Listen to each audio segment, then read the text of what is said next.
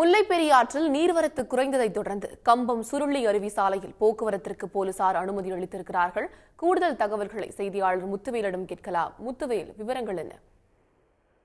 அதாவது நேற்று முன்தினம் இரவு பெய்த கனமழையின் காரணமாக முல்லை பெரியாற்றில் கடும் வெள்ளப்பெருக்கு ஏற்பட்டது.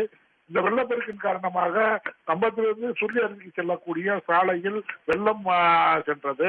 இந்த சாலையின் வழியாக செல்லக்கூடிய சுருளிப்பட்டி, நாராயணத்தம்பட்டி ஆகிய இரு கிராமங்களுக்கு செல்லக்கூடிய போக்குவரத்தினை போலீசார் தடுத்து நிறுத்தினர்.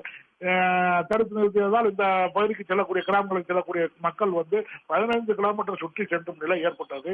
இந்த நிலையில நேற்றும் இரவும் மழை அளவு குறைந்ததால் காரணமாக முல்லை பெரியாற்றில் வெள்ளம் குறைந்துள்ளது. இதனால் சாலையில் செல்லக்கூடிய வெள்ளமும் மடிந்துள்ளது.